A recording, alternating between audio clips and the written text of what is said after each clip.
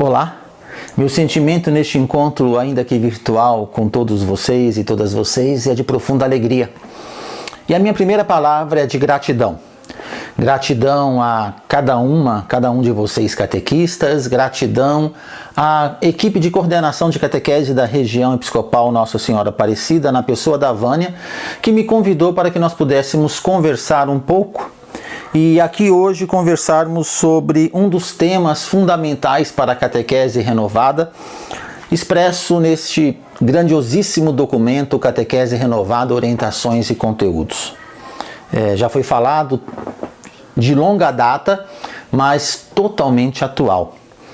E dentre os diversos temas apresentados para nós trabalharmos e fazermos assim uma catequese renovada, o tema que nos coube é a verdade sobre a Igreja. E eu gostaria que nós iniciássemos recortando um pouco a nossa história em 3 grandes blocos: o primeiro milênio, o segundo milênio e o terceiro milênio. Dentro do primeiro milênio, nós temos a vivência eclesial marcada fortemente por um mistério da comunhão.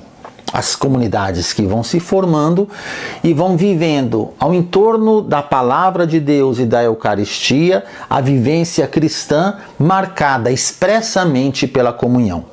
Claro que com suas tensões, com seus problemas, mas sabendo, dentro do respeito, do diálogo e dos princípios evangélicos, solucionar a cada problema. O segundo milênio, ele é marcado fortemente pela cristandade, que já começa desde o século IV, mas é no século XI, onde ela assume uma característica eclesial muito forte, que é a igreja se vendo como sociedade perfeita. Então migra-se do mistério da comunhão, da vivência da comunhão, para uma concepção de que a igreja é a sociedade perfeita, que ela se basta em si mesma, né? Com isso, cresce muito o aspecto clerical, tendo quase que com uma dualidade entre o clero e o leigo. A igreja começou a ser vista pelo povo como o clero, né? Eles são a igreja. Isto caminhou e foi marcado fortemente, e até que em meados do século XX foram surgindo os movimentos bíblicos, movimentos litúrgicos, que foram refletindo sobre a questão da leitura da Bíblia, sobre a questão da forma como se celebrava a liturgia, foram refletindo e fazendo práticas a respeito disso. Isto influenciou fortemente para que no ano de 1960, por volta deste ano, fosse conclamado o Concílio Vaticano II pelo Papa João XXIII, propondo assim um adornamento, um abrir as janelas para que a Igreja, sabendo quem ela é, pudesse dialogar com o mundo. Até então, como sociedade perfeita, a Igreja, dentro dessa cristalização, ela não dava conta de dialogar com o mundo, né? Ela falava o que era certo, o que era errado, de tal maneira que faltava um diálogo. E na maioria das vezes, quando nós somos incapazes de dialogar, é porque nós temos dificuldade em saber quem nós somos. E foi a partir do Vaticano II que a Igreja se viu como povo de Deus. Igreja, povo de Deus, é o primeiro subtema trabalhado no documento da Catequese Renovada. E foi justamente através do Concílio Vaticano II que isso foi definido por nós. Nós vivemos a comunhão, nós não somos uma sociedade perfeita, nós somos uma igreja santa e pecadora, nós somos igreja juntamente com o clero, e nós estamos caminhando para a construção do reino de Deus aqui da nossa história. É com essa concepção, então, que nós podemos dar o primeiro passo na reflexão sobre a igreja. Quem é a igreja? Somos nós, povo de Deus. E o segundo subtítulo apresentado no documento é a Igreja Comunidade a serviço da salvação do mundo. E eu tenho certeza que aqui nós precisamos entender muito bem o que o documento quer nos dizer com a serviço da salvação. Dentro desse segundo milênio, era muito forte a ideia de que fora da igreja não existe salvação. Se você quer se salvar, é necessário que você venha fazer parte do nosso grupo. aqui, nesse documento, quando a própria igreja fala que ela está a serviço da salvação, é necessário que nós vejamos a salvação sim como redenção, né? Sim como momento para nós ganharmos, lucrarmos a vida eterna.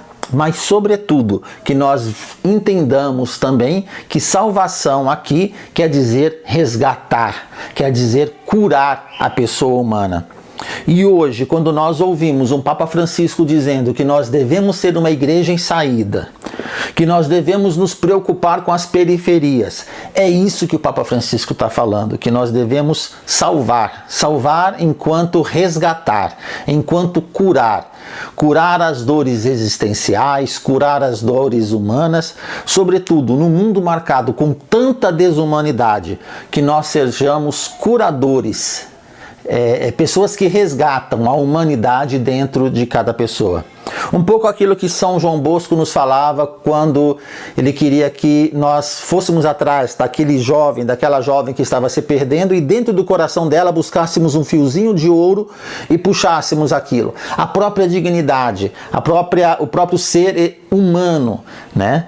Quando tocado, a pessoa faz esse processo lindíssimo que dentro da realidade religiosa nós chamamos de conversão, né? Não é o diálogo, não é a fala, não é a doutrina, não são os dogmas que levam à conversão, mas um toque existencial. E se nós apresentarmos essa pessoa de Jesus Cristo como sendo esse capaz de levá-la a uma mudança de vida, a igreja com certeza estará a serviço da salvação do homem e da mulher. E no terceiro subtema, o documento nos apresenta a igreja como sendo sacramento de comunhão. Ele nos apresenta aqui a necessidade de sermos evangelizadores através do testemunho. Em outras palavras, de nada adiantará tanta reflexão, tanta sistematização, tanta palavra, se as nossas ações não levarem a que aquelas palavras tenham verdadeiramente credibilidade. Nossos avós já diziam que as palavras até comovem, mas são os exemplos que arrastam. E serão estes exemplos evangélicos através da comunidade de fé que de fato irá mudar o jeito irá mudar a vida daquela pessoa que vem participar da nossa comunidade. Se aquela pessoa que vem conhecer a comunidade percebe diversos gestos de falta de comunhão, vamos dizer assim, quão seduzido ela estará para participar da comunidade? De maneira adversa, se aquela pessoa que se aproxima da comunidade de fé, da sua comunidade local, ela consegue sentir ali o acolhimento, a empatia, o respeito, com certeza ela se sentirá chamada a participar daquela comunidade de fé. E o documento ele não tem medo de tocar em dois aspectos. O primeiro aspecto é a vida comunitária e o pecado, né? Nós não somos igreja porque somos uma comunidade perfeita. Nós somos igreja porque nós somos uma comunidade capaz da conversão. A nossa ação pastoral ela é marcada pela conversão, ou seja, que a cada dia nós nos aproximemos mais daquilo que são os princípios evangélicos. E o segundo ponto é o ecumenismo, a capacidade de dialogarmos com aqueles que professam uma fé em Cristo diferente da nossa, que às vezes rezam diferente de nós, mas que com certeza são guiados pelo mesmo princípio do amor evangélico que nós somos. Padre Fábio de Mello, certa vez ele dizia que o sonho dele é que uma rua tenha diversas igrejas, mas tem apenas um restaurante. Ou seja, que nós professemos a nossa fé em diversas liturgias diferentes, de diversos modos, mas que nós saibamos no final sentar, nos respeitarmos e tomarmos a refeição juntos. E o quarto subtema apresentado no documento é intitulado Sacramentos, Ações de Cristo na Igreja. Vale a pena de antemão ressaltarmos que quando a igreja celebra um sacramento, a liturgia não é ela que age, é Cristo que age nela. E vale ressaltar que todos nós aprendemos ou nos relacionamos com as pessoas através do uso dos sentidos. E a igreja utiliza-se desta mesma linguagem para expressar uma graça de Deus que é invisível a nós, nós não podemos senti-la de modo palpável ou visual, olfativa, pelo cheiro ou pelo paladar. A graça de Deus que é invisível faz-se sensível a nós através da celebração dos sacramentos. E é isso que quer dizer sacramento, um sinal visível que nos remete, que nos leva, que nos faz experienciar uma graça de Deus que é invisível. E vale percebermos também por que 7 sacramentos.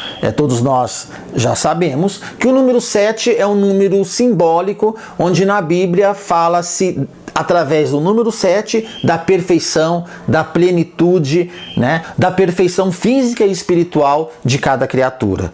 Então, quando nós falamos que a igreja celebra os 7 sacramentos, nós queremos com esse número dizer que a graça de Deus se faz presente do início ao fim da nossa vida. Ou seja, de uma maneira total, plena, a nossa vida ela é abarcada pela graça de Deus, do início ao seu fim.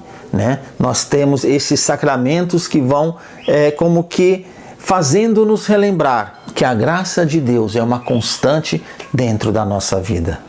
O 5º ponto, os sacramentos numa perspectiva integral, vem mostrar para nós que essa graça de Deus que abarca a nossa vida, que ela é vivenciada através da celebração do sacramento, ela nos faz e tem a capacidade de nos fazer mudar de vida. No entanto, para isso, é necessário que nós tenhamos uma atitude de disposição frente à vivência do sacramento e que também nós possamos ser iniciados na vivência desse sacramento. Aqui, pela primeira vez, o documento fala que é necessário que nós tenhamos uma iniciação à prática daquele sacramento, ou seja, que nós saibamos o que nós estamos celebrando, que nós sejamos iniciados na linguagem litúrgica, que nós sejamos iniciados na linguagem dos símbolos litúrgicos, para que ele tenha a sua eficácia, a sua eficiência. Os sacramentos, eles não são palavras mágicas que produzem magicamente ações dentro de nós. É necessário uma disposição, como nós já falamos, e que nós saibamos acolher a graça de Deus que jorra em nossa vida. E nesse 6º subtema, que é Igreja, Sacramentos e Liturgia, o documento nos lembra que a nossa oração unida de Cristo constitui-se como culto público e integral a Deus. Ou seja, a nossa possibilidade enquanto povo sacerdotal no batismo, de podermos consagrar a nossa vida, as nossas ações e apresentar as nossas orações nas mãos de Deus, não enquanto pessoa particular, individualizada, mas enquanto igreja. E que todos nós somos responsáveis por esta vida litúrgica da igreja. É através da minha voz, é através da sua voz, é através da sua oração que a igreja ela continua louvando a Deus, continua celebrando através dos tempos. É através daquele monge, daquela monja que está no claustro, é através do seu trabalho que é possível se tornar oração, porque você é um sacerdote enquanto batizado, é através das minhas ações, das minhas palavras, dos meus pensamentos, que esse culto agradável a Deus é celebrado no dia a dia. O 7º subtema dentro deste grande tema da igreja que nos é apresentado é a Eucaristia, centro de toda a vida sacramental. Se nós somos um povo sacerdotal, nós nos reunimos em torno da mesa do pão e da palavra para celebrarmos a Eucaristia.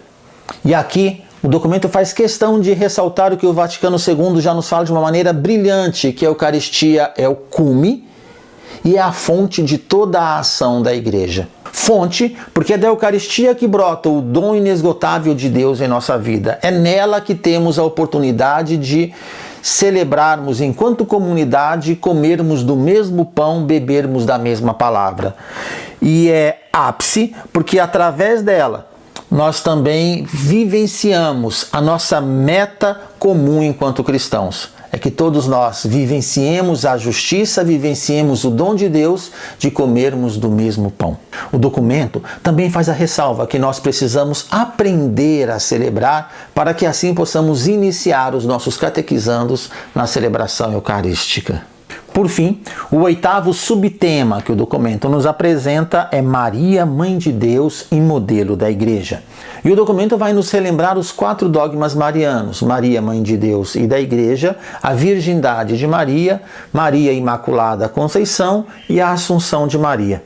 E juntamente com os 4 dogmas, o documento também nos faz refletir sobre Maria e a evangelização, Maria que é o modelo de toda a evangelização, o modelo da evangelizadora.